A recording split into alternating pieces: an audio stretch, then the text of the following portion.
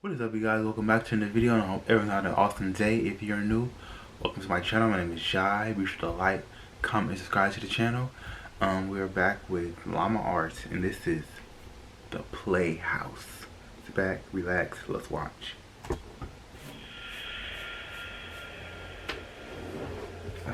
We live on several acres in rural Indiana, USA.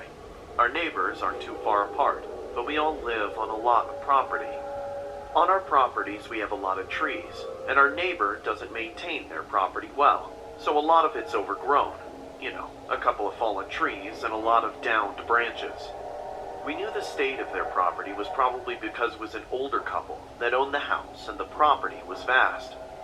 We have a creek separating our homes as well, but a small strip of their property is accessible from our backyard. Due to the overgrowth in trees, we weren't able to see much of their property when we first moved in the summer. And of course, we didn't go onto their land because we didn't want to trespass. One night, my daughter and her friend were camping in the backyard and ran inside, swearing that they heard a kid laughing or crying in our backyard. Oh. I figured it was their imagination from too many scary stories while in the tent, but went out to investigate briefly just in case. By yourself? I heard a faint noise coming from just beyond our property line. I moved the flashlight into the general direction and called out to whoever may be in the trees. Girl, you The never sound know who stopped. could be out there. I decided it was probably just a couple of stray cats, but just in case, I had the girls set up the tent in the living room. The next day, after taking my daughter's friend home, curiosity got the best of me, and I decided to investigate the area by our property line. As I neared the line of trees, I saw a small path I had never noticed before. Since I knew my neighbors were too far and the trees were too thick, they couldn't see me on their property, so I stepped onto the small path. I walked slowly, looking down, watching for poison ivy By and yourself fallen again. branches. I wasn't too far in when I saw a dirty, broken kid's toy on the ground, wrapped in overgrown weeds. I looked up, and in the distance I saw a small, white shed-like structure. As I got closer, there were more and more toys scattered on the ground, some partially buried, all broken and dirty. Then there was barbed wire, and I could see the front of the shed and realized it was a large playhouse with a wooden alphabet decorating the outside. I was starting to feel uneasy. This playhouse was at least half a mile or more from the only house on the property. I stopped in my tracks, letting my imagination go a little, when I felt a tap on my shoulder. I must have jumped a foot off the ground, only to turn around and see that my daughter had followed me. Once my heart slowed down, I decided to get a closer look.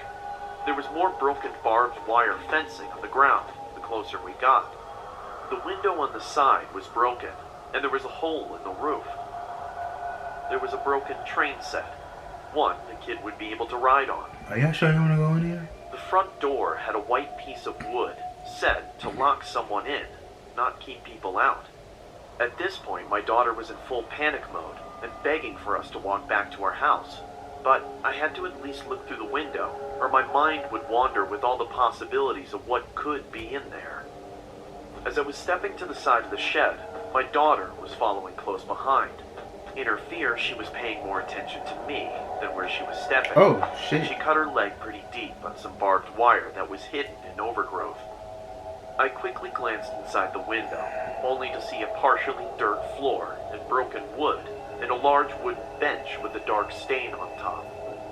I picked up my daughter, who was determined her leg was going to fall off. We left the neighbor's property, and I took her to the doctor to get a tetanus shot and get her cleaned up. That night after dinner, I let the dog out, but couldn't get her to come back in. I let her stay outside for a while and checked again a little later.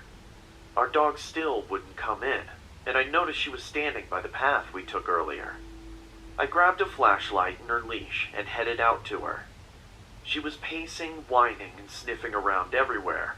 I figured it was from the blood earlier, but she never ventured onto the path. Then, I heard the giggling of a little girl.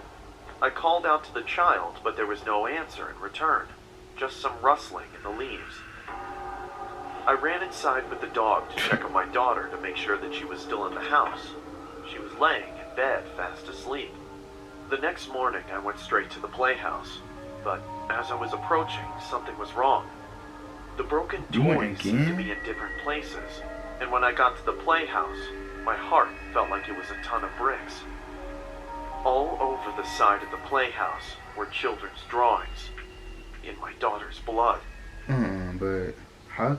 Oh, she must have been leaking, cause how can grass and wouldn't dry up Thank fast you like for that? sticking around to the end of the video. If you Wouldn't dry up and somebody's watching y'all, of course. Mm-mm. Well, I love Llama Arts series, so shout out to Llama Arts. Um, Tell me what you think about the Playhouse, and in general, have the most awesome positive day. And until next time, you guys, have the most awesome positive day, and